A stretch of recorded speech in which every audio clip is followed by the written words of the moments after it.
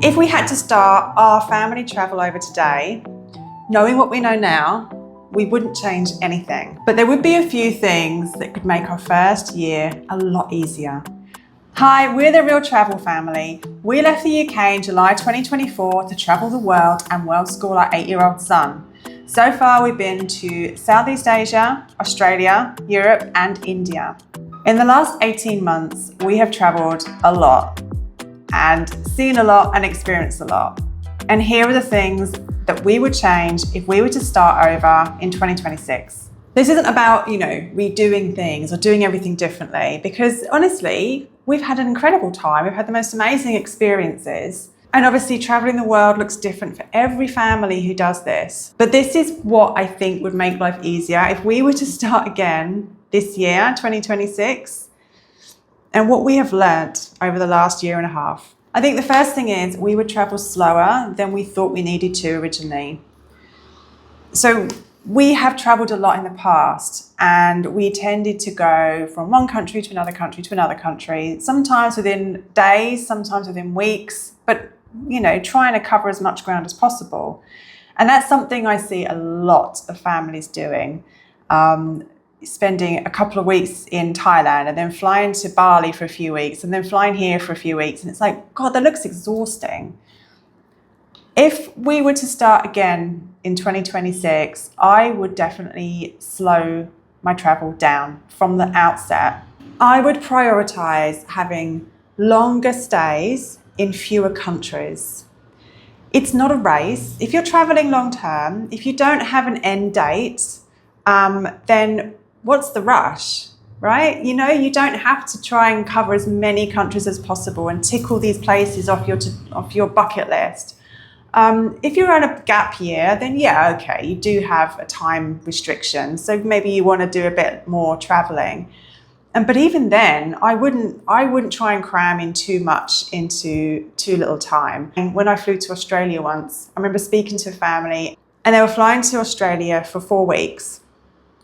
And their itinerary was exhausting. They were going from Melbourne to Sydney to Brisbane to Gold Coast to Great Barrier Reef. They were going to do Uluru. They were going to do Darwin. They were going to do Great Ocean Road down south. They were going to try and get to WA.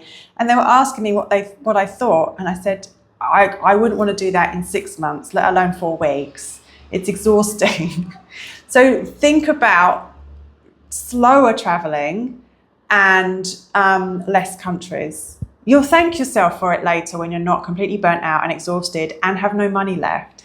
I think the second thing would be to choose ease over excitement. So especially in the first few months, it can be really exciting to say you're going to do all of this traveling, go to all of these countries and have all this adventure. But really, I would always prioritize things like familiar systems.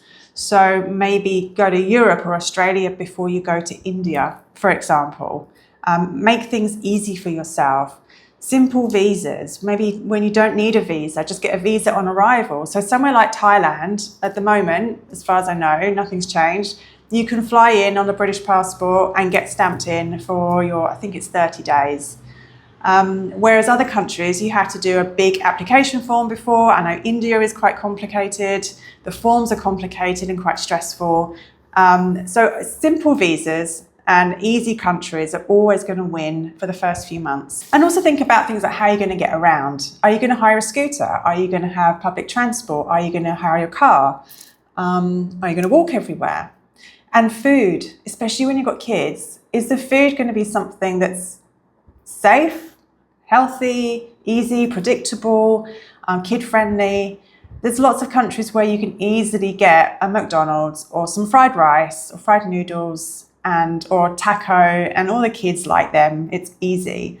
Other countries or other areas of countries, not so much. For example, I'm in Goa in India, and it's very, very kid-friendly, very, very, lots and lots of Westerners. It's very easy here. But if I was to go to a different part of India, it would be more difficult, for sure. I mean, I know because I've spent 6 months in India before and I travelled around, and there are parts of India that would be hard work with Jai, but fun. So you don't need to make life more difficult for yourself in those first few months. We would build rest into the plan from day one. If you're traveling long term, you can build in rest weeks or even rest months where you just don't do anything really, where you slow travel, where you stay in one place, where you get to know the area, where you have routines, where you feel like you're part of the community. It can be a game changer, especially if you've got lots of kids or young kids, or even teenagers actually, who want to have a sense of community and build some decent friendships in an area. But it just takes the pressure off. If you're rushing around and you're trying to do too much and fit too much in, that's when burnout happens. That's when travel fatigue happens, and you'll end up just being absolutely exhausted. The kids will have meltdowns every day. We're dealing with tantrums and lack of sleep and exhaustion, and it's just hard work. So build in rest weeks if you can, at least build in rest days regularly. Days when you don't have to go sightseeing, days when you're not expected to be getting up early and getting on a tour bus and going and visiting this place or doing anything really high energy and exciting. Days basically where you're just going to the beach or staying by the pool, or if you're in a city, maybe you're just going to go to the park and relax and just have a down day, a relaxing day. And that's reading a book. You know, you can spend your days just reading or watching movies. There are often days, even here, when Jai and he's got two little friends who he hangs out with all the time. And there's days when the three of them just want to sit indoors and watch a movie. And we have no problem with that, because we all need days where we just do nothing. We all need to rest. And it's absolutely fine to do that, even when you're traveling. Don't feel guilty about doing nothing. We would try to stop traveling properly. So comparing yourself to other families on social media, on Instagram, on Facebook, on TikTok, is the worst thing you can do for a couple of reasons. First of all, your family and that family are not the same. They have different personalities, different needs, different time frames, different budgets. So don't compare yourself to what you see on social media, because your family and those families aren't the same people. And also, of course, as we all know, social media, they only show the highlights, right? I mean, I very rarely post on social media the really crappy days, the days when Jai is exhausted and shouting at me and we're fighting and we don't want to eat and we're stomping around and everyone's moody, days when I feel like that too. I mean, I don't share that on Instagram. You know, we share the good times, don't we? So never compare yourself to anyone else on social media. I mean, that's, I think, good life advice, actually. And if you are sharing your travel experiences on social media, make sure you have time off of it, because it can be really exhausting as well, constantly filming things for Instagram or TikTok or YouTube.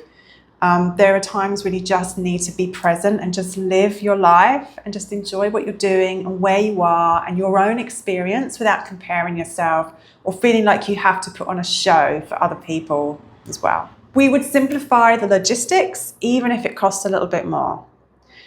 Now, we travel on a budget. That's something we've always done for years and years and years. But I think there is sometimes a fine line between saving a few quid and having a really shitty time of it. So for example, a really good example of this is flights. Now, sometimes you can save, 50 quid on flights if you fly at some awful time of day, the middle of the night when no one's around and you have to get up at 3 a.m. to get to the airport for 5, or you're hanging around in airports for 5 hours in the middle of the night.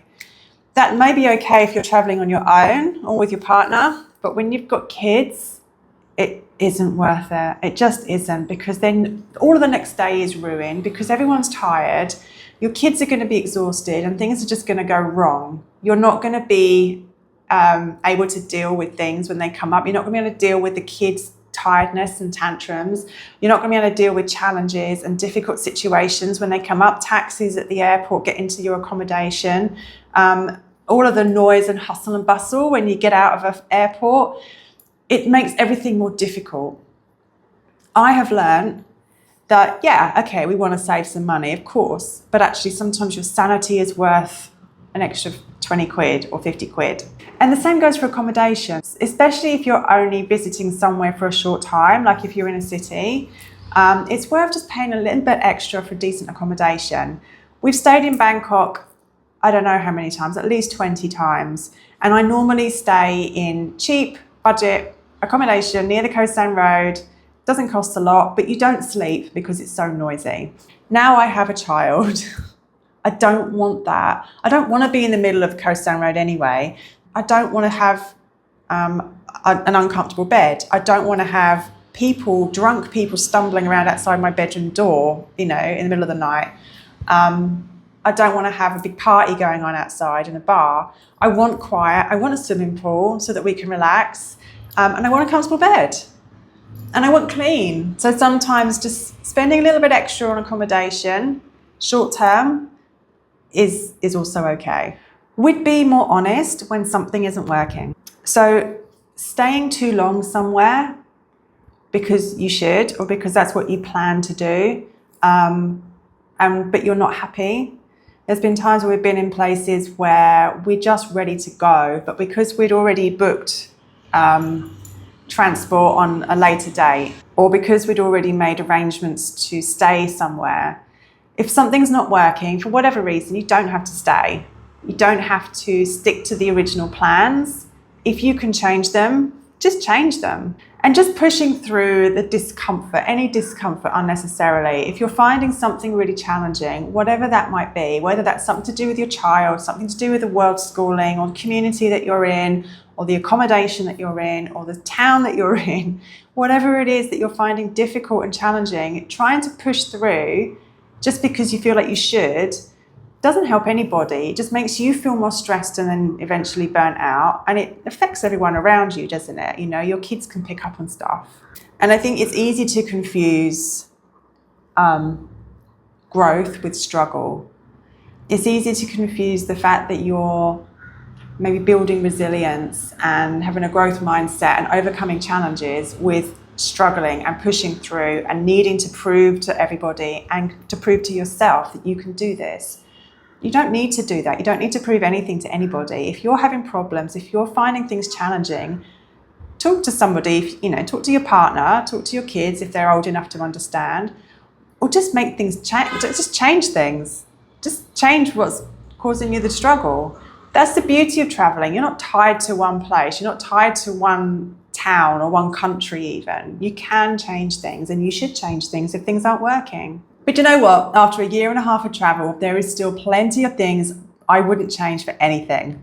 I would not change leaving the UK at all. I love the UK. It's my home. My friends and family are there. It's always going to be home to me. But I do not regret leaving for a minute. And I will visit again. I will go home to visit people. But I will leave again. And that's my personal choice. Some people travel for a year, go home, and that's fine. They're happy to do that. For me, the UK is not somewhere I would want to live permanently. Being flexible has really helped as well. I think that's something I would definitely not change. Having that flexibility, having that ability to go, yeah, this is great, let's stay here for longer. Or no, this is not great, let's go somewhere else. Or let's change this situation. Let's pull them out of this world school hub. Let's do something different, whatever it is. Having the flexibility to make changes, to recognize that things are good or bad, and then work with that is something I have learned a lot over the last 18 months. And I definitely wouldn't change that for anything. I love being flexible. I love not having to be tied down to things. That's part of my personality as well. I'm definitely a bit of a free spirit. I don't like being tied down. I don't like systems and structures and being told what to do. That's just me.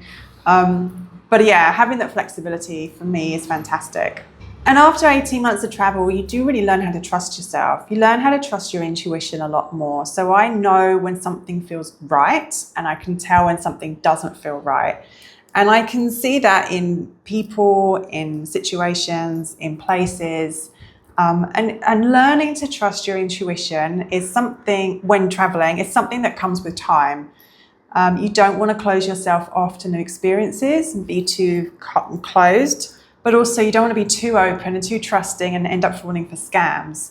Having that balance is really important, and that's something that I've learned a lot over the last year and a half, and I'm really, really glad and grateful that I've got to do that. Just traveling itself, just letting life evolve around me, just seeing Jai change and grow in confidence and become a really amazing kid, just seeing how travel has changed me, a different view of the world, the way I see people, the way I see myself. It's been a huge learning curve about myself as well. What works for me, what doesn't work for me, what I will accept, what I will no longer accept and tolerate.